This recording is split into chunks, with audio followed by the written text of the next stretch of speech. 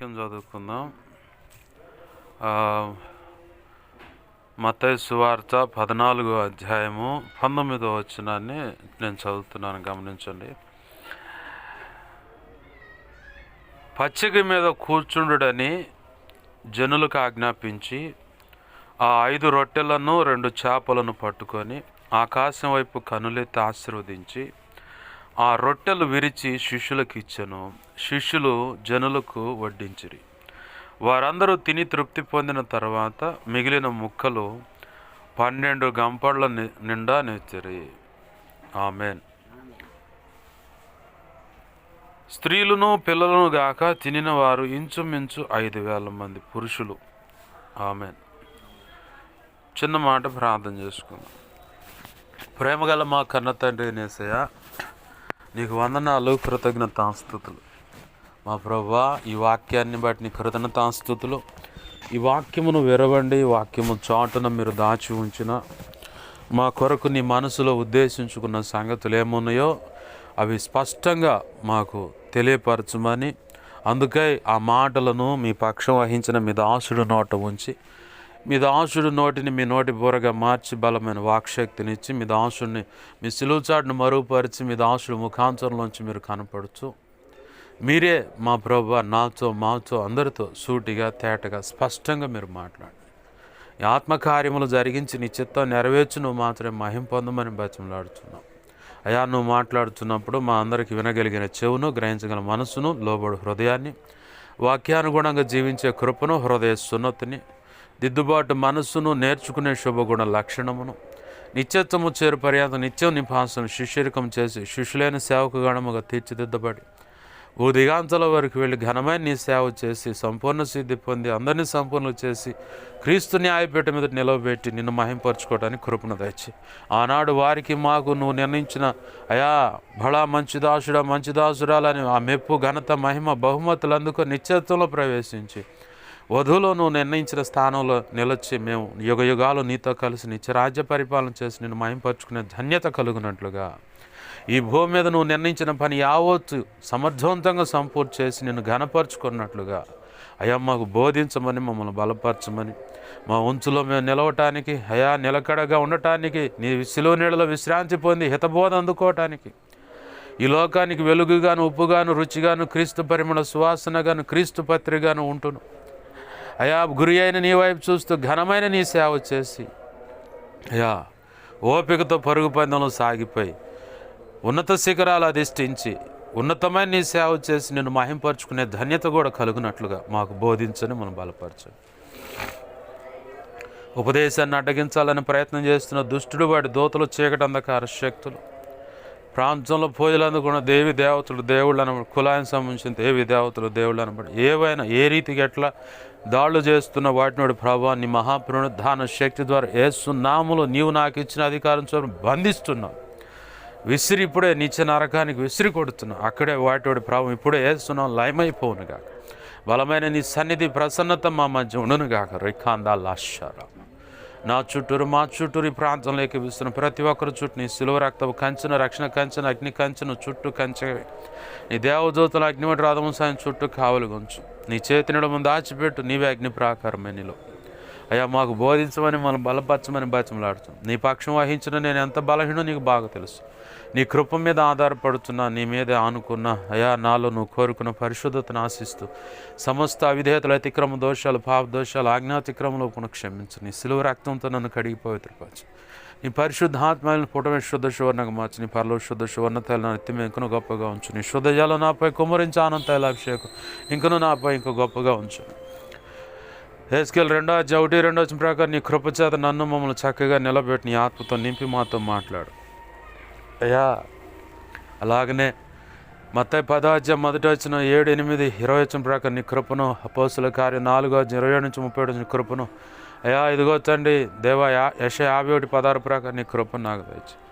ఇర్మియా 1:9-10-18-19 నీ కృపను నాకు తెచ్చు. సమస్త విషయాలు నువ్వు తోడు నడిపించి నీ కార్యములు జరిగించి నీ చిత్తం నెరవేర్చి నువ్వు మాత్రం మహిమ పొందమని ఈ వాక్యాన్ని బట్టి నీ కృతజ్ఞతాస్తుతులు చెల్లించి నువ్వు గొప్ప చేసుకుంటున్నావు మా తండ్రి. Amen, amen. సమకూడిన మీ అందరికీ ప్రభువైన యేసుక్రీస్తు నామములో నా హృదయపూర్వకమైన వందనాలు. చదువుకున్న లేఖన భాగంలో ఒక సంగతి ఉంది. ఏంటంటే యేసు ప్రభు వారు సుదీర్ఘమైన ప్రసంగం ఆడ జరిగింది. ఎన్ని రోజులు అంటే 3 రోజులు, ఇంచుమించుగా 3 రోజులు. ఆ 3 రోజుల ప్రసంగం అనంతరం ప్రభు అన్నాడు, వాళ్ళకి ఏదైనా పెట్టండి అన్నాడు. వాళ్ళకి ఏదైనా పెట్టండి అంటే, ఇంతమందికి ఆహారం పెట్టడానికి మా దగ్గర ఏముందయా, ఏదో మనం తినటానికి 2-3 రొట్టెలు అయితే ఉంటాయి, కానీ ఒకడు తినటానికి లేదా ఒక నలుగురు తినటానికి కాసిన రొట్టెలు ఉంటాయి. ఆ రొట్టెలు కూడా మనం తినటానికి కూడా లేవు. ఇప్పుడు ఎక్కడి నుంచి తేగలం? ఈ ఏకాంతంగా వచ్చి ఊరికి చాలా దూరంగా ఉన్నాము. ఇప్పుడు యాడ్ నుంచి మేము తెచ్చి పెట్టగలం ప్రభు అంటే, మీరు చూడండి పెట్టండి అంటాడు. ఒక సువార్తలోనేమో అక్కడ పసిపిల్లల దగ్గర, ఒక పసిపిల్లవాడి దగ్గర 5 రొట్టెలు 2 చేపలు ఉన్నట్లుగా ఇప్పుడు లేఖనంలో చదువుకున్నాం. అయితే ఒక సువార్తలోనేమో వారి విశ్వాసాన్ని పరీక్షిస్తున్నట్టుగా దేవుడు అక్కడ లోకా సువార్తలు అట్టుకుంటూ రాశాడు. ఒక సువార్తలో వారి విశ్వాసాన్ని పరీక్షించడానికి, ఒక సువార్తలోనేమో మీరే ఇగో ఈ 5 రొట్టెలు 2 చేపలు ఉన్నాయని చెప్పని తీసుకొస్తారు. అయితే ఈ 2 సందర్భాలని మనం ఒక దగ్గర చేర్చుకొని ఆలోచన చేస్తూ ధ్యానిస్తే అద్భుతమైన సంగతి మనకు బట్టబయలవుతుంది. ఏంటయ్యా అంటే, ప్రభు నీ దగ్గర ఏముందని అడుగుతూ ఉంటాడు. మన దగ్గర ఏముందంటే, అప్పుడు దీన్ని మనం ఏ కోణంలో అర్థం చేసుకోవాలంటే, నీ దగ్గర ఏముందన్నప్పుడు నీ స్థితి ఏంటో చెప్పు అంటాడు. అంటే నీ స్థితి ఎలా ఉందో చెప్పు, నీ పరిస్థితి ఎలా ఉందో చెప్పు. నువ్వు ఎలాంటి పరిస్థితుల్లో గుండా అడుగులు వేస్తున్నావు, ఎలాంటి వాతావరణంలో బ్రతుకుతున్నావు, ఎలాంటి ప్రజల మధ్య ఉంటున్నావు, ఎలాంటి ఇరుకు ఇబ్బందిని ఎదుర్కొంటున్నావు, ఏ పరిస్థితిని బట్టి కన్నీరు గారుస్తున్నావు, ఏ పరిస్థితిని బట్టి ఆహారం లేమిడి అనే దాన్ని ఎదుర్కొంటున్నావు, ఏ పరిస్థితిని బట్టి అప్పుల బంధకాలు ఎదుర్కొంటున్నావు, ఏ పరిస్థితిని బట్టి బిడ్డల మాటిన స్థితి, ఏ పరిస్థితులను బట్టి భార్యాభర్తల మధ్య సమాధానం లేని స్థితి, ఏ పరిస్థితిని బట్టి అత్తాగోడలకు పడతలేదు, ఏ పరిస్థితిని బట్టి తల్లి కూతురుకో తల్లి కొడుకులకు పడతలేదు, ఏ పరిస్థితిని బట్టి అల్లుడికి అచ్చకు పడచలేదు, మామకు పడచలేదు. ఇలా లేదు, ఏ పరిస్థితిని బట్టి మనం చదువుతున్నాక అంటే ఎగ్జామ్స్ కాలేజీలో చదువుతున్నాక తోటి స్టూడెంట్స్తో పడని పరిస్థితులు ఉంటాయి, లెక్చరర్స్తో పడని పరిస్థితులు ఉంటాయి, లేదా స్కూల్కి వచ్చేసరికి మాస్టర్ గారితోనో టీచర్ గారితోనో పడని పరిస్థితులు, లేదంటే చుట్టూ ఉన్న ఒక ఆడపిల్ల అయితే తన తోటి క్లాస్మేట్ ఆడపిల్లలతోనే పడని సందర్భం. మగపిల్లలు ఒకడు కావాలని ఈవ్ టీచింగ్ అని పెట్టి ర్యాగింగ్ చేస్తూ ఉంటాడు. స్కూల్లో కూడా అదే పని జరుగుతూ ఉంటుంది. పద్దాకల ఆ మోహపు చూపుల చేత వాళ్ళని వెరిపిస్తూ ఉంటారు. కాలేజీ కాడకపోయినా కానీ ఆ ఆడపిల్లలే ఇప్పుడు శత్రువులుగా మారిపోయి ఏమైనా ఎలాగైనా బ్లైండ్ చేయాలి, ఇది మీ తేడా అట్ట చేయాలి ఇట్లా చేయాలని చెప్పని, లేదంటే మగపిల్లలే కావాలని మేము తిరుగుతుంటే మా వైపు చూడకుండా ఏందో భక్తురాలంట అది ఇది అని చెప్పని, ఏందో భక్తుడంట అది ఇది అని చెప్పని ఇలా పరిస్థితులు కనపడుతుంటాయి. కొన్ని చోట్లేమో ఒక యజమానుడి కింద పని చేస్తున్న కాడ వాళ్ళు మన మీద ఒత్తిడి పెడుతూ ఉంటారు, ఆడపిల్ల మీదైనా మగపిల్లగాడి మీద. నేను స్పిన్నింగ్ మిల్లుకి వెళ్ళే పిల్లల్ని అడిగాను, ఏంది అబ్బాయి అక్కడ పరిస్థితి అంటే, ఒక ఆడకూతురు ఒక మేస్త్రికి కనుక నచ్చితే ఆ అమ్మాయి మీద చాకిరి ఎక్కువ పెంచుతారట. చాకిరి ఎక్కువ పెంచి ఇటుపక్క లేడీ మేస్త్రి ఉంటుందంట, వీళ్ళని దేశపోయి ఆడమేస్త్రి ఇటు పక్క ఉంటుందంట, అటుపక్క మగ మేస్త్రి. ఆడొచ్చి ఈమెతో మాట్లాడుతుంటుంది, ఆమెను నాతో మాట్లాడమను, ఆమె మీద నాకు మోజు ఉంది అని చెప్పి. దాన్ని బట్టి వీడేమో చాకరీ ఈమెనే టార్గెట్ చేసి పెంచుతాడట. మళ్ళీ ఈ మేస్త్రి తీసుకెళ్ళిన మేస్త్రి ఆడమేస్త్రి వచ్చి నా మాటనవే వాడు చెప్పినట్టు అట్లా లొంగ తీసుకొని ఇట్లా ఉంటుంది మావయ్య అని చెప్పని ఒక తమ్ముడు, నేను రక్షణలో రాకముందు అడిగా, ఆ పిల్లగాడిని అడిగా. అప్పుడు రావిపాళ్ళు అద్దెకుండేవాడిని నేను. ఆ పక్కనే ఆ స్పిన్నింగ్ మిల్లుకి వెళ్ళే పిల్లలు ఉండేవాడు. వాళ్ళని అడిగినప్పుడు ఈ సంగతి చెప్పారు. ఇదెందుకు నేను చెబుతున్నా అంటే, ఇప్పుడు మన మీద కూడా మన చుట్టూ ఉన్న వాళ్ళు ఏదో ఒక ఆలోచన ఆశ పెట్టుకొని మన మీద ఒత్తిడి చేస్తూ ఉంటారు. ఆ ఒత్తిడిని జయించటం ఎలా అంటే, ప్రభు సన్నిధిలోకి వెళ్ళి ఇదిగోయా నా పరిస్థితి ఇది, నా స్థితి ఇది. ఇక్కడ శిష్యులతో 2 సువార్త పుస్తకాల్లో ఒక చోటేమో వారి విశ్వాసాన్ని పరీక్షించబడుతున్నట్లుగా మాట ఉంటుంది, ఒక చోట మీ దగ్గర ఏముందని అడుగుతున్నప్పుడు ఆ విశ్వాసం పరీక్షింపబడినప్పుడేమో తర్వాత కూడా అదే సందర్భం కనపడుతుంది, 5 రొట్టెలు 2 చిన్న చేపలని. అయితే అక్కడేమో విశ్వాసం పరీక్షింపబడుతూ ఇక్కడే ఉన్నదన్నట్టుగా, ఉన్నది తెచ్చి అక్కడ పెట్టినట్టుగా అక్కడేమో విశ్వాసం పరీక్ష. ఈ రెండింటిని కలుపుకొని దేవుని సన్నిధికి వెళితే మనకు వచ్చేటువంటి బోధపడే సంగతి ఏంటంటే, నీ స్థితి ఏంటో దేవునికి చెప్పు. నీ స్థితి ఏంటో దేవుడికి చెప్తే, నీ కాడ ఉన్న సంగతి ఏదో ఆయన ఎదుట పెడితే, అంటే ఒక కోణంలో ఇది, ఇంకొక కోణంలో ఏమో దేవునికి ఇచ్చే విషయంలోనే ఉంటుంది ఏంది. అయితే దేవుడు ఇప్పుడు దాన్ని పరిచయం చేయట్లేదు, కానీ మనకి ఒకవేళ ఎవరైనా ఉంటే తోడ్పడే విషయంలో తోడ్పడతారు. ఎందుకంటే ప్రభు ఆయన పనికి ఇచ్చినప్పుడు దాన్ని ఆశీర్వదించి అద్భుతం చేసి, ఎంత వాళ్ళు ఇచ్చింది 5 రొట్టెలు 2 చిన్న చేపలు అయితే ఎన్ని గంపలకి ఇచ్చారు? ఈ మొక్కలు 12 గంపలకి ఇచ్చారు. ఎంత గొప్ప ఆశీర్వాదం ఏంది అంటే ఇచ్చే విషయంలో అన్నమాట. అయితే ఇక్కడ ఇచ్చేవాళ్ళు ఇస్తారు ప్రభు చిత్తంలో. ఈ మాటలు విన్న దాన్ని బట్టి వాళ్ళు ప్రేరేపించబడి ప్రభు కృపచేత దేవుని సన్నిధికి దేవుని పనికి ఇచ్చేవాళ్ళు ఇస్తారు. దేవునికి మహిమ కలుగునుగాక. హల్లెలూయా. అయితే ఇక్కడ దేవుడు మనల్ని పరీక్షిస్తున్నట్టుగా అడుగుతూ ఉన్నాడు, నీ విశ్వాసం లేదు, నీ పరిస్థితి ఏంటో అక్కడ పెట్టినప్పుడు, నీకున్న దాన్ని ఏదో అక్కడ పెట్టినప్పుడు, లేదా నీకున్న సమస్యనే ఒకవేళ ప్రభు విరిచేసి, అనారోగ్య సమస్యను విరిచేసి, విరవటం అంటే ఇది పనికి రాదు అనే కదా అర్థం. లోకంలో చాలామంది బాగున్న వాళ్ళని ప్రేమిస్తారు, కానీ చెడి పడిపోయిన, అసలు చండాలమైపోయిన, బ్రతుకులే చిందరవందరైపోయినటువంటి జీవితాలను పొరపాటును కూడా సహించలేరు. ఇంకొక మంచి పని చేస్తారు, ఏంటంటే మంచి మంచి గొప్ప గొప్ప రాళ్ళు, సైజు రాళ్ళు తీసుకొని ఇసిరేస్తూ ఉంటారు. ఇది అట్ట, వాడిట్ట, వాళ్ళట్ట, ఆ కుటుంబం ఇట్ట, అది ఇదని నిందా ప్రచారం చేస్తారు. పెద్ద పెద్ద కంపెనీ రాళ్ళు కొడేసి అంతటితో వాడికి నచ్చకుండా పోవటమే కాదు, ఇంకా మంచి మంచి కంపెనీ రాళ్ళు తీసుకుని ఇసిరేసిపోతాడు అనమాట. ఆ ఇసిరేయటమే కాకుండా మళ్ళీ వాడు పోయి ఇంకొక ఆ బజారుకి ఇక దొరికిన తగుదనమ్మా అన్నట్టుగా దొరికిన ప్రతి ఒక్క ఆడగూతురికి, పరిచయం ఉన్న ఆడగూతులకి, ఆడవాళ్ళు అయితే ఆడగూతులకి, లేదా మగవాళ్ళు అయితే మగవాళ్ళకి టామ్ చేసేస్తారు. వచ్చి వాళ్ళు కొరిగింది ఏంది, మిగిలింది ఏంది, అదేదో కంఠశ్వాస,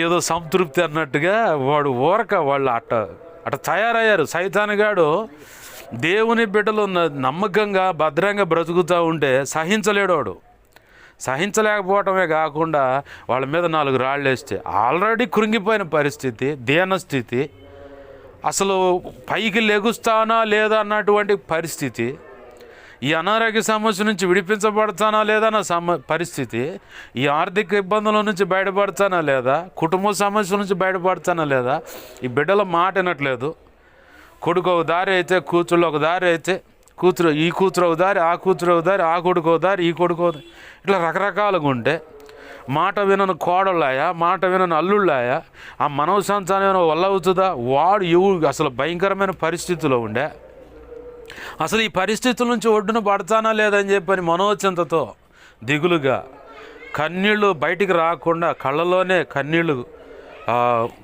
ఉద్భవిస్తూ ఉన్నా వాటిని తమాయించుకొని లోపలికి అణుచుకుంటా, వేదనను అణుచుకుంటా, చాలా భయంకరమైన దీనస్థితిలో ప్రభువును ఒక పక్క మనసులో హృదయంలో, ఏందయ్యా ఎందుకు ఇంకా నన్ను ఉంచావు, ఈ స్థితి నుంచి నన్ను విడిపించు, ఈ విడిపించబడుతుంటే ఇక శాశ్వతంగా నేను నిద్ర చేయటమే మేలు అనిపిస్తుంది. అసలు చనిపోతే నిద్ర అంటే ఇక చనిపోతేనే నాకు ఈ రోగం నుంచి కానీ, ఈ సమస్యల నుంచి కానీ, ఈ పరిస్థితుల నుంచి కానీ నాకు విడుదల వస్తుందేమో అనిపిస్తుంది అంటూ మనసులో హృదయంలో ఆయన వైపు మూలుగులతో మన ఆవేదనను పైకి నోటితో పలకపోయినా హృదయంలో మనసులోంచి ఆయనకి చెప్పుకుంటూ ఉంటాం. ఇటుపక్క పెద్ద పెద్ద రాళ్ళు తగులుతూ ఉంటాయి మనసుకు, మళ్ళీ ఒక గాయాలు. ప్రభు అంటున్నాడు, ఇట్లాంటి గాయాలు చేస్తూ ఉంటారు వాళ్ళు. లోకం అన్నమాట, లోకం దాని పరిస్థితి ఇలా ఉన్నది. అపవాదిగాడు వాళ్ళని ప్రేరేపిస్తూ ఉంటాడనమాట.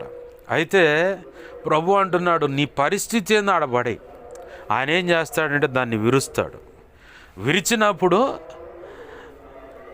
లోకానికి నువ్వు పనికిరావు, నీ అనేవాళ్ళకు నువ్వు పనికిరావు. తల్లికైనా పనికిరావు, తండ్రికైనా పనికిరావు, కూతురికైనా, కొడుకైనా, అల్లుడికైనా, కోడలకైనా, మనవ సంతానానికైనా, ఎవరికైనా సరే నువ్వు పనికిరావు. కానీ ప్రభు అన్నాడు, నువ్వు నాకు పనికొచ్చావు. అనారోగ్య సమస్య అయినా అసలు డాక్టర్లు చేతులు ఎత్తేసారు, ఈ వ్యాధి తగ్గదు, ఇక పిల్లలే పుట్టరు. ఏంది, నువ్వు ఒకవేళ పెళ్లి చేసుకున్నా కానీ వాడిని ఏడిపీయటం తప్ప నీకు పొరపాటును కూడా పిల్లలు పుట్టరు, ఈ రోగం తగ్గదు, అసలు కంపెనీ రోగాలు అవుతాయి అని చెప్పని చాలామంది మంచి మంచి మాటలు అందిస్తూ ఉంటారు, అంటే నిరుత్సాహపరచడానికి. అప్పటిదాకా వేళ్ళునుకున్న ఆ విశ్వాసం కూడా వేళ్ళునుకొని బాగా లోతుగా వేళ్ళునుకొని ఉంటాయి విశ్వాసం. వీళ్ళు చెప్పే మాటల దెబ్బకి మొత్తం ఏమీ ఆ చెట్టు పీకి పక్కన పెట్టుకునే పరిస్థితి అనమాట. ఏదమ్మా పని చేసామంటే ఇంకెందుకు ఇంత భక్తి చేసి ఇంత చేసి నువ్వే చెబుతుంటివిగా వల్ల కాదని డాక్టర్లే చెబుతుంది, ఇంత డాక్టర్లు చెబుతుంది, ఇంకెందుకులే అని చెప్పని అవి పీకి పక్కన పెడతారనమాట. మంచి మంచి వాళ్ళు తయారవుతారు. లోకంలో చెబుతాం కదా, లోకంలో అంటారు కదా, మూలిగే నక్క మీద తాటిత్తు పడ్డట్టు అన్నట్టుగా మంచి మంచి రాళ్ళు వేస్తారనమాట. ఎవరు ఎటువంటి కారు కోతలు కూసినా, ఎవరు ఎటువంటి నిరుత్సాహపరిచేటువంటి మాటలు మన చెవిని పడేసినా అవి మన హృదయంలోకి రాకూడదు, మన మనసులోకి రాకూడదు. మన మనసులో హృదయంలో ఏముండాలంటే యేసయ్య చెప్పిన మాట ఉండాలా, యేసయ్య వాక్యం ఉండాలా, యేసయ్య నీకు ఇచ్చిన వాగ్దానం ఎప్పుడూ నెమరు వేస్తూ ఉండాలి. అబ్రహాం ఏం చేశాడు? పండు వృద్ధాప్యమందు దేవుడు అబ్రహాం దగ్గరకు వచ్చి, అబ్రహాం నీకు వచ్చే సంవత్సరం ఈ టైం కల్లా నీకు పిల్లగాడిని ఇస్తున్నానంటే ఊరుకో ప్రభు అని నవ్వాడు. శారమ్మ కూడా గుడారం దగ్గర ఉండి నవ్వింది. ఎందుకు నవ్వావు శారమ్మ అంటే నేను ఎప్పుడు నవ్వాను. నువ్వెందుకు నవ్వావు అబ్రహాం అంటే నేనెందుకు నవ్వాను ప్రభు అని. మీరిద్దరు నవ్వారు. శారా కూడా నవ్వింది, శారమ్మ కూడా నవ్వింది, శారాయి కూడా. ఇదిగో ఇక్కడ నుంచి నువ్వు ఆబ్రహాం అని పిలవడు, అబ్రహాం అని పిలువబడతావు. శారాయి కాస్త శారా అని పిలువబడుతుంది. మీదిటికి ఈ సంవత్సరం అంటే మనం అనుకుందాం ఎగ్జాంపుల్గా 2025 సంవత్సరం డిసెంబర్ మాసం కల్లా నీకు ఖచ్చితంగా నీ కౌగిట బిడ్డ ఉంటాడు పో అని చెప్పన్నట్టుగా ఆనాడు ప్రభు చెప్పాడు.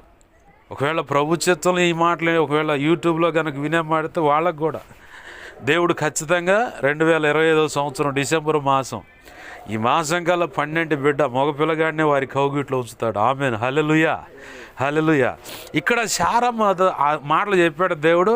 హెబ్రీ పత్రికలోకి వచ్చేసరికి అబ్రహాం గారి గురించి చెబుతున్న మాట, రోమా పత్రికలో కూడా అబ్రహాం ఆయన గారి గురించి చెబుతున్న మాట ఏంటంటే, పండు వృద్ధాప్యమందు శరీరమంతా ఉడికిపోయిందట, అయినను మృతులలో నుంచి సైతం దేవుడు ఏదైనా చేయగలడు, శూన్యంలో నుంచి సృష్టి చేయగలడు, లేని దాన్ని ఉన్నట్టుగా ఉన్నదాన్ని లేనట్టుగా చేయగల సమర్థుడు నేను నమ్మిన దేవుడు అని చెప్పని విశ్వాసముతో దేవుడు చెప్పిన మాటను పట్టుకొని నిరీక్షణతో ప్రార్థనలో కనిపెట్టారు. కాబట్టి పండు వృద్ధాప్యం పొందప్పుడు ఆయనకే 100, ఆయనకు 99, ఏమకే 89, అంటే 10 సంవత్సరాల డిఫరెన్స్.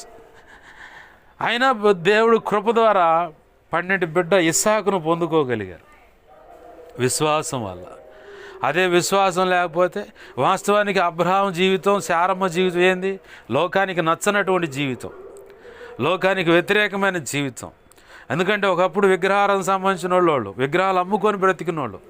కానీ నాన్న వాళ్ళు తృణీకరించి ఉండొచ్చు, చుట్టూ బంధువర్గం తృణీకరించి ఉండొచ్చు, కుటుంబ సభ్యులు తృణీకరించి ఉండొచ్చు, ఏంది అందరూ తృణీకరించి ఉండొచ్చు. కానీ దేవుని మీద విశ్వాసం ఉంచటం వల్ల అబ్రహామును కాస్త అక్కడ విరిచి అబ్రహాము అంటే అనేక జనములకు తండ్రి, అబ్రహాము అంటే విశ్వాసులకు తండ్రి అయ్యాడు.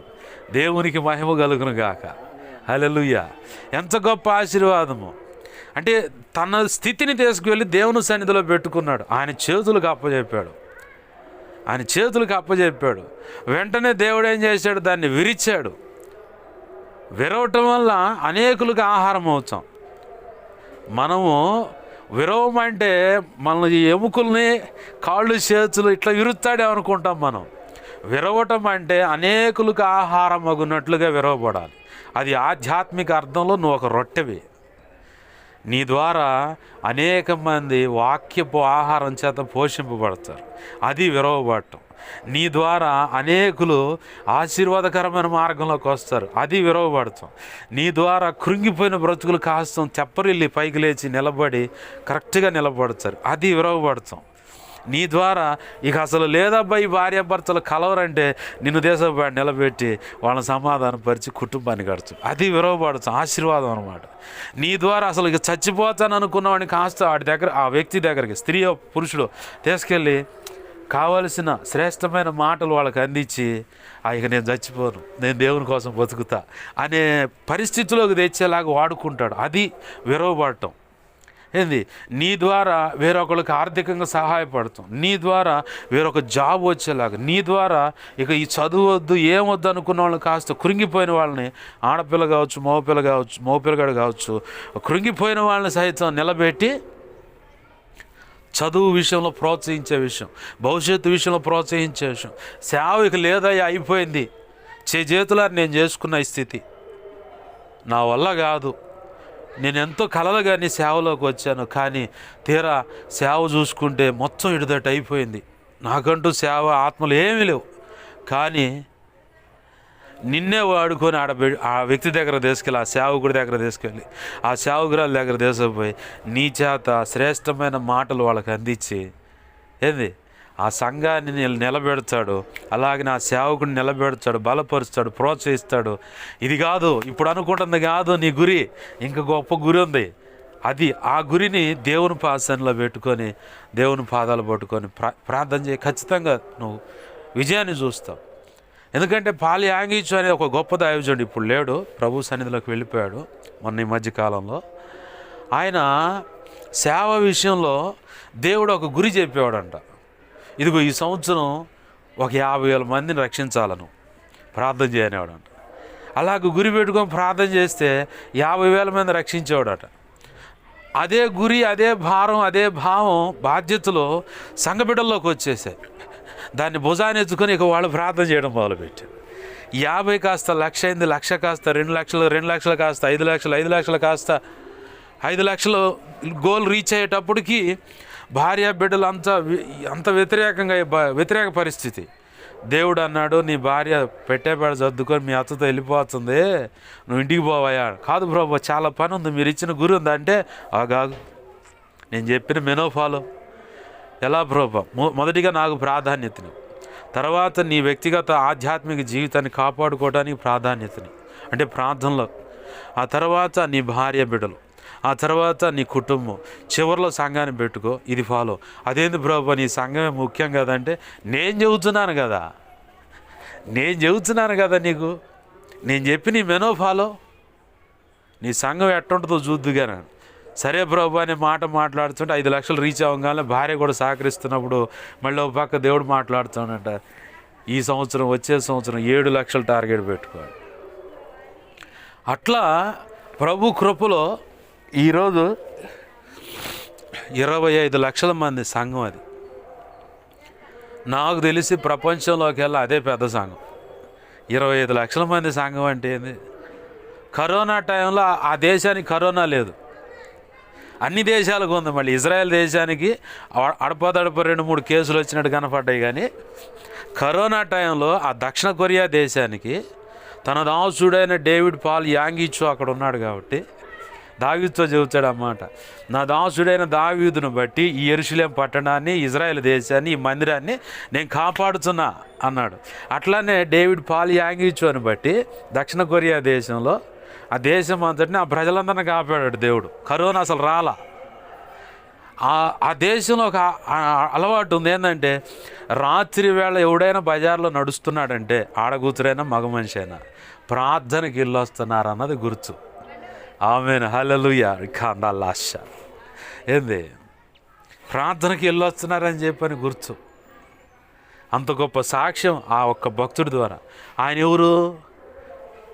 క్షయవ్యాధి చేత బాధపడుతుంటే ఒక చిన్న పసికను 12 సంవత్సరాల్లో పిల్ల అంకుల్ ఈ న్యూ టెస్టిమనీ చదవండి అని చెప్పాను. ఇస్సిరి అవతల వేసినాడు. మళ్ళీ పోయాడు. ఇస్సిరి అవతల ఎన్నిసార్లు చెప్పాలో నువ్వు రావద్దని, ఆ బైబిల్ ఇవ్వద్దని చెప్పాను. మళ్ళీ వచ్చి ఆ బల్ల మీద పెట్టి మీకు మనసు ఉంటే చదువుకోండి అంకుల్ అని ఆడ పెట్టేసి వెళ్ళిపోయిందంట. ఆ తర్వాత ప్రభువు దర్శిస్తే చిన్నగా వాక్యం చదువుకుంటూ ఉంటే స్వస్థత అనే కాడికి వచ్చేసరికి ఏంలో మార్పు వస్తుందంట.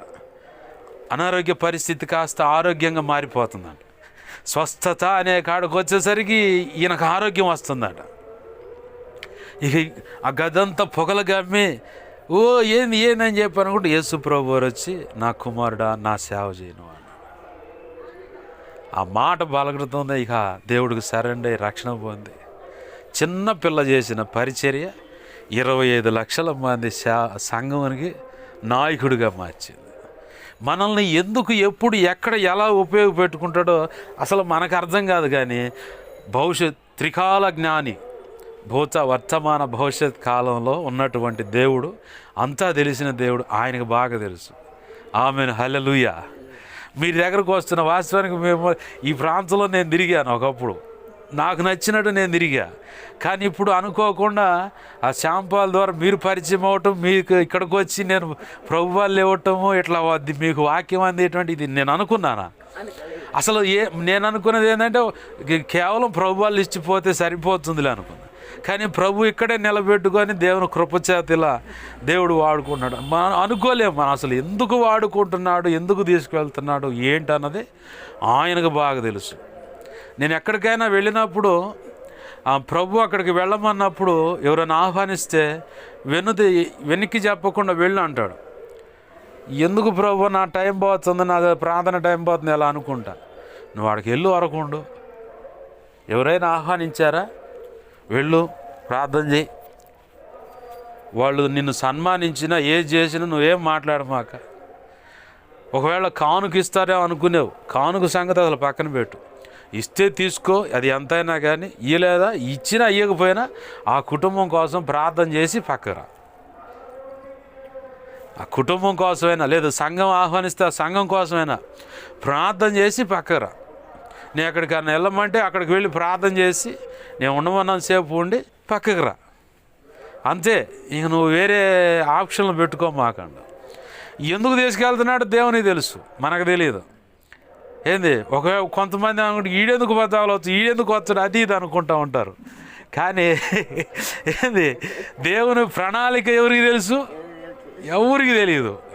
ఏంది ఆయనకే తెలుసు. ఇప్పుడు ఆ చిన్నదాన్ని అక్కడ తీసుకుపోవటం ఎవరికైనా తెలుసా? 20 ఆ పిల్ల కూడా చూసి ఉందో లేదో మరి. 25 లక్షల మంది సంఘానికి నాయకుడు అంటే సామాన్య విషయమా? ఒక్కడి ద్వారా 25 లక్షల మంది రక్షించబడటం, ఆ దేశాన్ని అంతటికి గొప్ప పేరు, దేవుని నామం గణపరచబడు. ఎవరైనా చచ్చిపోయే పరిస్థితి, క్షయవ్యాధితో అనగానే రక్తం పడుతుంది. అట్లాంటి పరిస్థితిలో ఉన్న వ్యక్తి కొత్త నిబంధన గ్రంథాన్ని ఆ 4 సువార్తలు చదివే లోపల స్వస్థత వచ్చేసింది ఆయనకి. చిన్నంగా స్వస్థత తనలో జరగటానికి గ్రహించాడు. చివరికి ఈ వాక్యం చదువుతుంటే ఏదో ఉందో, మొత్తానికి ఏదో రిలీజ్ అవుతుంది ప్రభావం అని పట్టుకున్నాడు, రుచెరిగాడు, దేవుని పాదాలు పట్టుకొని నిలబడ్డాడు. ఆ వ్యక్తిని విరిస్తే అంతమందికి ఆహారం అయ్యాడు.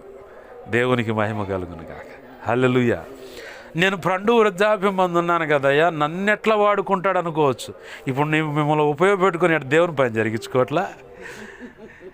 మీరు అనుకున్నారు అసలు? మీరు అనుకున్నది ఏంటంటే, అయ్యా నేను మందిరానికి పోలేకపోతున్నాను, ఫలానా మందిరానికి ఇంతకుముందు వెళ్ళేదాన్ని, అక్కడ పోవటానికి నాకు శరీరం సాగరం కొంచెం కష్టంగా ఉంది, ఇక్కడికి వెళ్తున్నాను కానీ ఇక్కడ కూడా కొంచెం ఇబ్బందిగా ఉంది, అయ్యా నాకు ప్రభువాళ్ళు ఇవ్వండి అని చెప్పాను. అనుకోని రీతిగా మీరు మీలాగనే రొంపిచెర్ల ప్రాంతంలో మా ఆత్మీయ తండ్రి మీలాగనే ఒక్క వృద్ధురాలకి ఇట్లానే, అయ్యా నేను పలానా చోటకి రాలేకపోతున్నా, ఇది పరిస్థితి, అది ఇది అని చెప్పానంటే మీలాగనే ఆయన వచ్చి గురువారం జరిగించాడు. తర్వాత ఆదివారం వచ్చి రొట్టె ఇచ్చేవాడు, ప్రభు శరీరం అనే ఇచ్చేసి వెళ్ళిపోయాడు. అట్లా ఆ ఒక్క తల్లిని బట్టి ఇవాళ 5 సెంట్లు స్థలం, 64 అడుగుల పొడవులో, 17-22 వెడల్పులో పెద్ద మందిరం, ఏంది 100కు పై చిలుకు సంఘం. ఆ ఒక్క తల్లి, ఆ తల్లి తీర్మానం ఏం తెలుసు? అసలు విచిత్రం. అయ్యా మందిరం పడిన తర్వాతే మా ఇల్లు తీసుకొని కావాలంటే మా ఇల్లుని మీరు మందిరంగా చేసుకోండి అంటే వద్దులేమ్మా అన్నాడు పాస్గా. మీకు పిల్లలు ఉన్నారు, వద్దులేమ్మా, వద్దులే ఆగాను. పలానా చోట స్థలం చూస్తున్నాను, అది కుదరలా. పలానా చోట స్థలం చూస్తున్నాను, కుదిరింది. ఆ ఉంచుగా ఆమె డబ్బు ఇచ్చింది. ఆ ఉంచుగా ఆమె డబ్బు ఇచ్చి ఆమె ఒక మాట ఉంది, ఆ మందిరం కట్టబడిన తర్వాతే మా ఇల్లు కట్టుకుంటా ఉంది. ముందు తాటిపాక వేసాం, తాటి బొచ్చల మీద నిట్టాళ్ళ మీద వేసాం అనమాట. అది కట్టిన తర్వాత ఆమె ఇల్లు కట్టుకుంది. మళ్ళీ ప్రార్థన చేస్తున్నాం, మళ్ళీ అయ్యా ముందు స్థలం తీసుకోవాలా నా ఉంచుగా అని చెప్పని ఇచ్చింది ఆ తల్లి. ఆ ఒక్కదాన్ని ఆధారం చేసుకొని పోతే అట్లా ఆ ఉంచుకి ఇచ్చిన తర్వాత అయ్యా ఈ రేకుల షెడ్ పడ్డ తర్వాత నా పిల్లగాడి పెళ్ళి కావాలా అంది.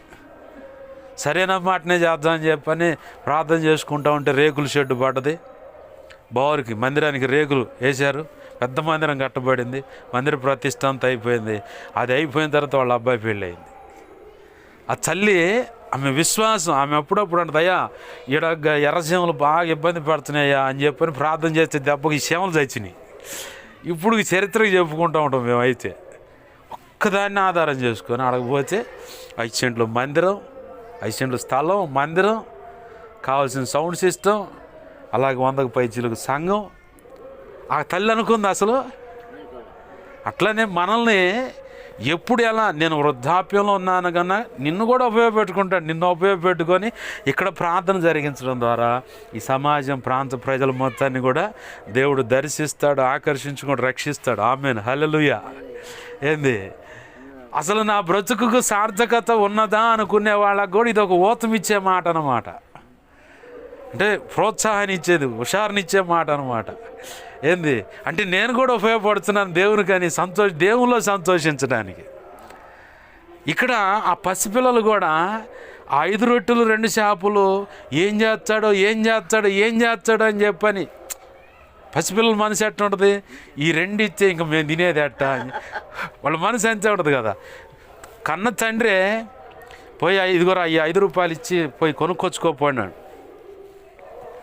కొనుక్కొచ్చుకోండి పోండి అని చెప్పంటే వాడు 1 రూపాయి కొనుక్కొని 4 రూపాయలు దాచిపెట్టుకున్న ఆ రూపాయికి వచ్చిన ఆహార పదార్థాల్లో తండ్రే డబ్బులు ఇచ్చింది. ఎవరు? తండ్రే. అరే నానా కొంచెం బెటరా అంటే నేను పెట్టాలా, నువ్వే కొనుక్కొచ్చుకోపో, నేను పెడతానా ఏందని చెప్పని వాడు మొరాయిస్తాడు. ఇప్పుడు నేనున్నా కాడ ఒక ఇంటి ఎదురుగా పిల్లగాడు ఉండు, రే అంట ఇటు చూస్తాడు. ఏదన్నా ఇది వీటి పేరేం రావట్లేదు, లేస్. ఆ లేస్ అనే ఈ బంగాళదుంప చిప్స్ అనమాట, వాటికి లేస్ అని పేరు పెట్టారు. ఏంది అవి తింటా ఉంటే వాడు చాక్లెట్ కానీ ఇంకేదైనా తింటా ఉంటే ఇటు చేయి జాపిడు చూస్తా అని ఇటు చూస్తాడు. వాడికి అదే సిగ్నల్ అనమాట. ఇంకో పక్కన ఇంకో పిల్ల ఉంటుంది, ఆ పిల్లకేమో అంట అనగానే ఇటు తిరిగి చూస్తుంది. వాళ్ళక్క నేను పోయేటప్పుడు ఇటు చూసుకుంటా పోతే నేను రాను పో అంటది. కొన్నాళ్ళ తర్వాత అమ్మా వాళ్ళ అమ్మ మా ఫ్రెండ్ పోతున్నాడు అని చెప్పారు. అది ఎంత ఉంటుంది, ఇంత బుడతారన్నమాట. ఏంది ఇట్లా సిగ్నల్స్ పెడితే వాళ్ళు సెట్ అయ్యారు. వాళ్ళు ఏదైనా తింటుంటే ఇటు చేయి జాబి పెట్టి అడుగుతూ ఉంటాం, కొట్టాడు ఉంది పోయి తెచ్చుకోపో అంటాడు వాడు. మరి పసిబిడ్డల మనసు అలా ఉంటుంది. మరి ఆ పసిబిడ్డల యొక్క హృదయాన్ని చూడండి. అక్కడ మా దగ్గర ఇదిగయ్యా ఈ 5 రొట్టెలు ఈ 2 చేపలు ఉన్నాయి అనగానే వాళ్ళు నమ్మారు. యేసయ్య చేస్తున్న సూచక క్రియల గురించి విన్నారు, ఆయన మాట వల్ల జరిగే అద్భుతాలు విన్నారు, కొన్ని కళ్ళ ముందు కూడా చూసి ఉండొచ్చు. కానీ ఆ పసిబిడ్డల హృదయాల విశ్వాసం, మన పిల్లలను కూడా అదే దేవుడు చెప్పేది, వాళ్ళను విశ్వాసంలో ఎదిగించాలి, విశ్వాసపు బీజాలు వేయాలి. వాళ్ళు విశ్వాసం యొక్క బీజాలు వాళ్ళలో వేసినప్పుడు అప్పుడు వాళ్ళు లైన్లోకి వస్తారు. ఓ దైవజనుడు ఉన్నాడు, ముస్లిమ్స్ మత పెద్దల నుంచి బయటకు వచ్చాడు, తాజుద్దీన్ వసీహా అని చెప్పని పేరుంది. మంచి సాక్ష్యం అయింది. ఆయన కొడుకు వచ్చి నానా నాకు బైక్ కావాలి నాన్న, నాకు కొనిపెట్టవంటే మంచి సేవ చేస్తూ ఉన్నారు. మంచి పొజిషన్లో ఉన్నా కానీ తండ్రి దగ్గరకు వచ్చి, నాన్న బైక్ ఇవ్వ, నా ఫ్రెండ్స్ అంతా బైకులు ఉన్నాయి, నేను కాలేజీకి వెళ్ళి రావాలంటే దూరం అవుతుంది. వైజాగ్లో ఉన్నారు వాళ్ళు ఇప్పుడు. ఇట్లా దూరం అవుతుంది నాన్న, నాకు బైక్ ఇవ్వ అంటే, నన్ను అడుగుతావేందిరా, మోకాళ్ళు వేసి ఏసైని అడుగు. ఏసైని అడిగితే ఏసై ఇస్తాడు నీకు. ఏ బైక్ కావాలో ఆ బైక్ ఇస్తాడు ఏసై నీకు. నువ్వు అనుకున్నది కాదు రే, ఏసైని అడుగు, ఏసై ఇస్తాడని. సరే నాన్న అని చెప్పని పోయి మోకాళ్ళు వేసి దేవుని పాదాలు పట్టుకొని కొన్ని రోజులు ప్రార్థించగా, వాళ్ళ సంఘానికి వచ్చే ఒక ఇతగాడికి బెస్ట్ ఫ్రెండ్ అన్నమాట. ఆ అబ్బాయి వచ్చి పుట్టినరోజు కానుకగా బైక్ కీస్ ఇచ్చాడు. దేవునికి మహిమ కలుగునుగా. హల్లెలూయా. బైక్ కీస్ ఇచ్చాడు. అంకుల్ ప్రార్థన చేయండి, దేనికన్నా ప్రార్థన చేయండి అంకుల్ అని చెప్పి ప్రార్థన చేసి అంత అయిపోయిన తర్వాత ఈ పిల్లగాడిని పిలిచి, నువ్వు స్టార్ట్ చేసి బండి నడిపోను.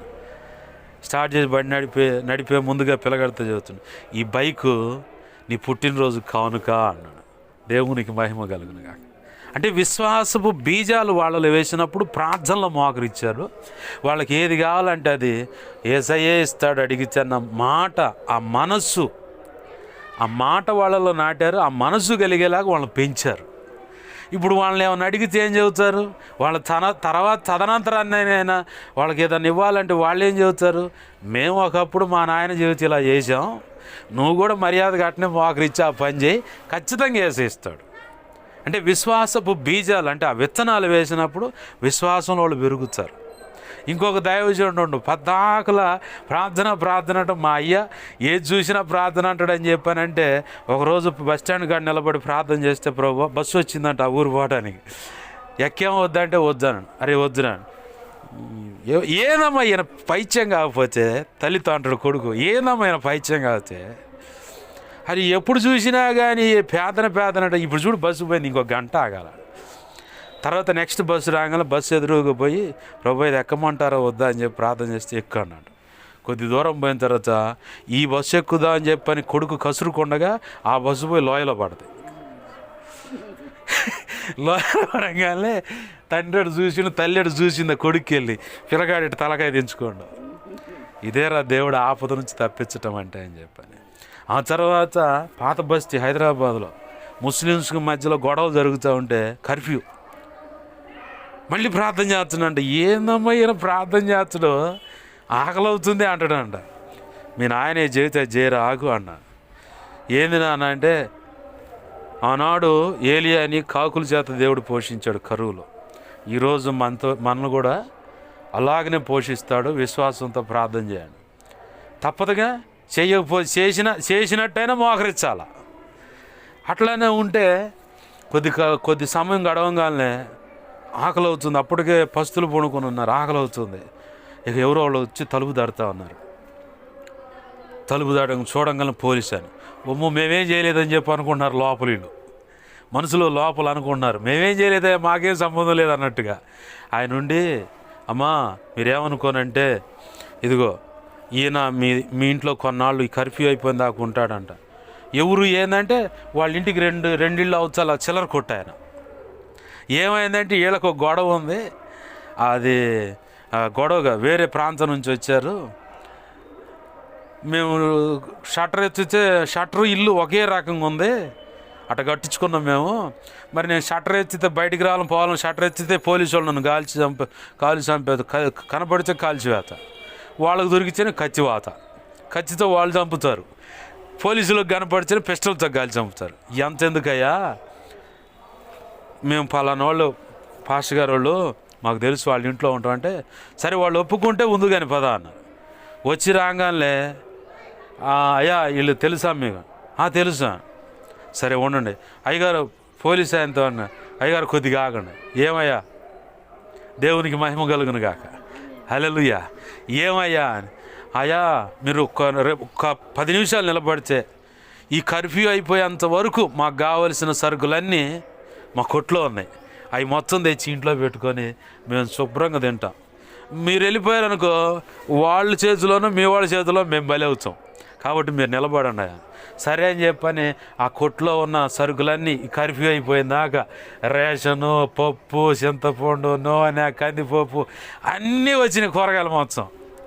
తండ్రి చూస్తూ ఉండు కొడుకు వెళ్ళి, చూసావరా ఆనాడు ఏలియాని కాకుల చేత పోషిస్తే ఈనాడు నా యేసయ్య ఈ కాకి వస్త్రాలు వేసుకున్న వీళ్ళ ద్వారా నన్ను పోషిస్తున్నాడు.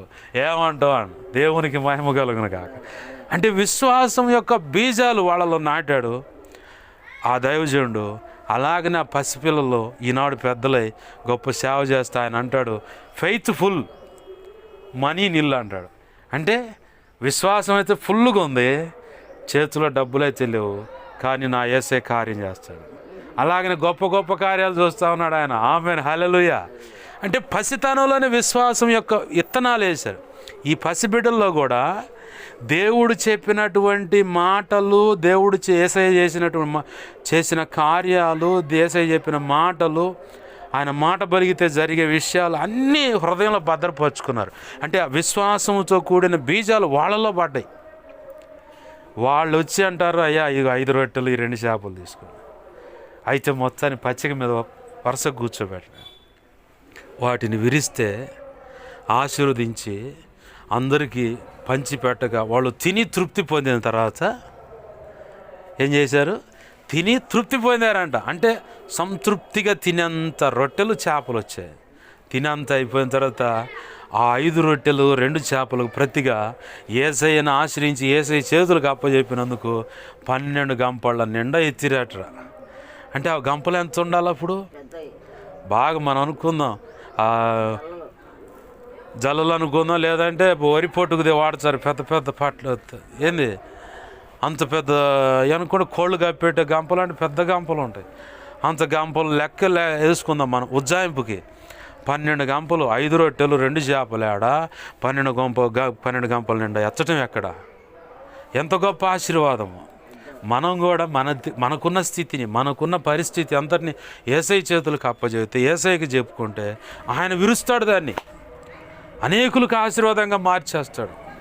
మన ఇరుకు, ఇబ్బంది, కన్నీరు, వేదన, అవమానం, నింద, ఆర్థిక ఇబ్బంది అయినా, అనారోగ్య సమస్య అయినా, ఆహార లేమిడైనా, వస్త్రహీనత అయినా, నిరుద్యోగ పరిస్థితి అయినా, చదువులో వెనక ముందు ఆడటమైనా, ఆధ్యాత్మిక పడి లేవటం అయినా, అసలు పడిపోయి కుప్పగొలి కూర్చున్నా ఆ సమయంలో నా ప్రభు అంటే అట్ట పట్టుకుంటాడు.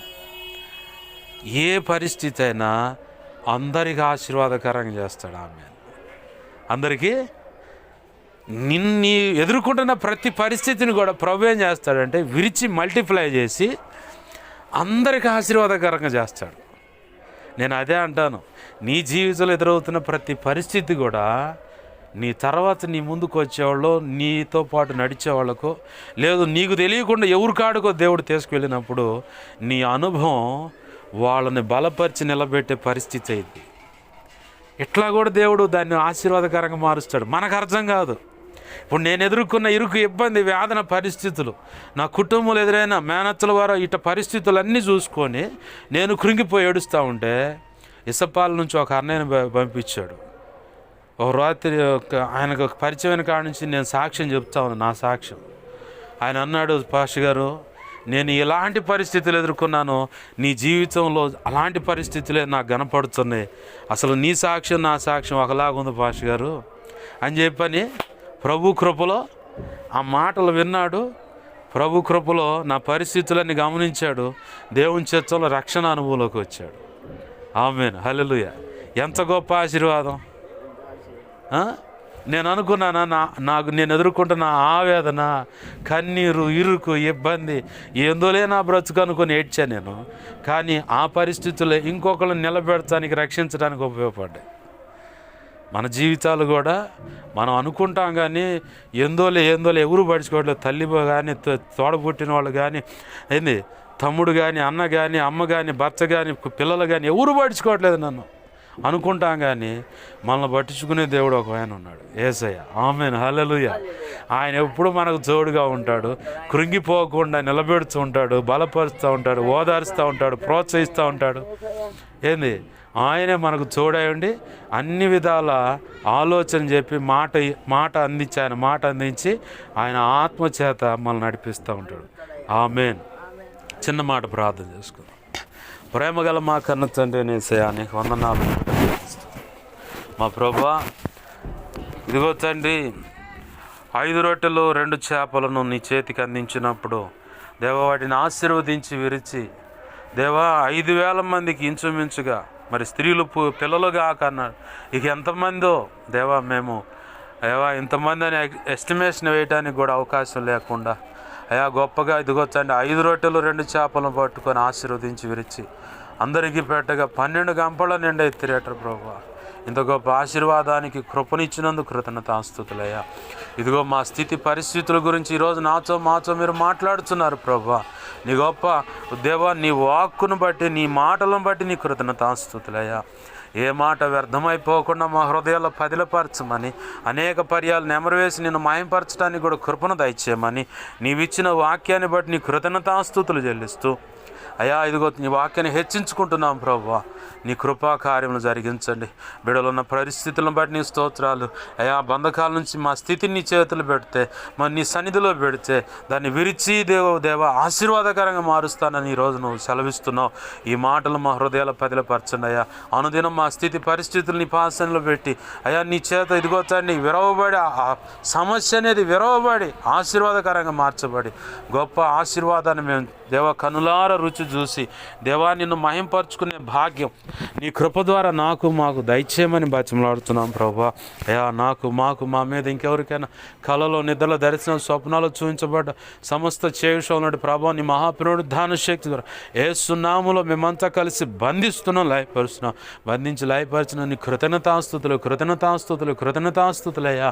అయ్యా మాకు మా మీద ఇంకెవరికైనా కళలో నిద్రలో దర్శనం స్వప్నాలు చూపించబడ్డ సమస్త మంచి కళ్ళు మంచి దర్శనం మంచి స్వప్న నిద్రలో చూసి సమస్త మంచి యేసునామమున నీ మహాపునరుద్ధాన శక్తి త్వరపెట్ట జరుగును గాక, నెరవేర్చబడును గాక. త్వరపెట్ట జరిగేలా చేసి నెరవేర్చినందుకు కృతజ్ఞతాస్తుతులయ్యా దేవా. కృతజ్ఞతాస్తుతులయ్యా.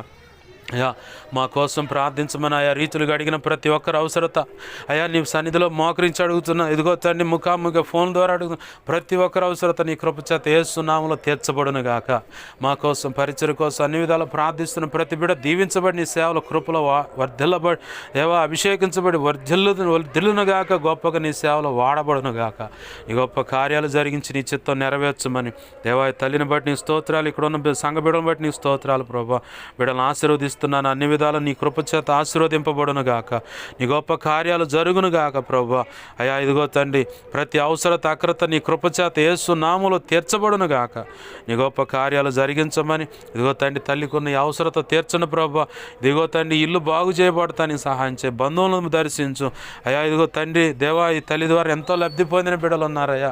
వారిని దర్శించండి, వారి ద్వారా సహాయం అందించి అయ్యా ఇల్లంతా బాగు చేయబడి చక్కగా దేవుడు చేసిన మేళ్ళని ప్రభువా కృతజ్ఞతాస్తుతులు చెల్లించడానికి కూడా సహాయం చేయమని తల్లికి దీర్ఘాయు సంపూర్ణమైన ఆరోగ్యం దయచేయి దేవా. సంఘ బిడ్డలందరూ పనుల్లో తోడై ఉండు, వారి రెక్కల కష్టాజీతాన్ని ఆశీర్వదించు, ఉద్యోగాల్లో తోడుండు, బిడ్డల చదువులో తోడండు, అన్ని విధాల తోడు సహాయం చేయమని దేవా. ఈ సేవను ఇక్కడ నీ కృపచేత వర్ధల చేసి నీ నామాన్ని ఘనపరచుకోమని, నీ చిత్తం నీ సంకల్పం నీ ఉద్దేశం నీ అనాది ప్రణాళిక ఏముంది ఇక్కడ అది నెరవేర్చమని, దానికి అడ్డుపడుచున్న దుష్టుడు వాడి దూతలు చీకటి అంధకార శక్తులు ఏమున్నా సరే పోయిలు అందుకున్న ఏమన్నా సరే వాటి అన్నిటి విషయంలో యుద్ధం యెహోవాదే. యేసు రక్తమునకే జయము చెల్లిస్తూ జయము నాదో ఆ దేవ ఆరోపిస్తూ ప్రభువా యేసయ్యను తనంత శక్తిగల నామంలోనే అడిగి పెడుకొని ప్రార్థించి సమస్తం పొందుకొని 2 తిమోతి 1:12 ప్రకారం బిడ్డలందరినీ చేతులకు అప్పచెబుతూ సంఘ పరిచయం సమస్తాన్ని అప్పచెబుతూ యేసయ్య నామంలోనే ప్రార్థించి దీవించి బిడ్డలను ఆశీర్వదించి నీ కృపాస్తాలకు అప్పచెబుతున్నాం మా తండ్రి. ఆమేన్. ఇప్పుడు మన తండ్రి అయిన దేవుని ప్రేమయు ఆయన ప్రియకుమారుడైన యేసుక్రీస్తు వారి కృపయు పరిశుద్ధాత్మ దేవుని అన్యోన్య సహాయ సహవాసము సమకూడిన అలాగనే సకల సంఘ బిడ్డలకు వారికి కలిగిన సమస్త యావత్తుకు అలాగనే సార్వత్రిక సంఘంలో సకల పరిశుద్ధులకు నిత్యత్వం చేరుపడిన సదాకాలం తోడండి. ప్రభు చిత్త ప్రకారం మనల్ని ఆశీర్వదించి అనేకులకు సంతృప్తికరమైన ఆహారంగా మార్చి మన ద్వారా ఆయన మాత్రమే మహిమ పొందునుగాక. అలాగు చేయునుగాక. అలాగు చేసిన దేవునికి కృతజ్ఞతాస్తుతి ఘనత మహిమ ప్రభావాలు చెల్లునుగాక. ఆమె యేసు రక్తమునకేచి ప్రభేసు రక్తమునకేచి ప్రభేసు నామము సంపూర్ణమైన విజయం కలుగునుగాక. ఆమెన్. అపవాది వాడి దూతలు చీకటి అంధకార శక్తుల క్రియలు ఎంత ప్రమాదక మంత్ర ప్రయోగాలు వాటి అన్నిటికీ దేవి దేవతలు ప్రయోగాలు పూజలు ఏమున్నా సరే వాటన్నిటి విషయంలో నిత్యనాశనం సర్వనాశనం అనంతనాశనం వాటి కలుగును కాక. వాటి విషయంలో యుద్ధం యెహోవాదే. యేసు రక్తమునకే జయము. హల్లెలూయా. హల్లెలూయా. అందరికీ వందనాలు. ప్రభు యొక్క మహా ఉచిత కృప మనందరికీ తోడేండి నడిపించును గాక. ఆమేన్. అడ్వాన్స్గా హ్యాపీ న్యూ ఇయర్, నూతన సంవత్సర శుభాకాంక్షలు. వచ్చే వారం ఎందుకంటే నూతన సంవత్సరంలో మొదటి ఆరాధనలో ఉంటాం. ఏంది 1వ తారీఖు కూడా ఇక్కడ మీతో పాటు కలుస్తాను. ప్రభు కృప మనకు తోడై నడిపించును గాక.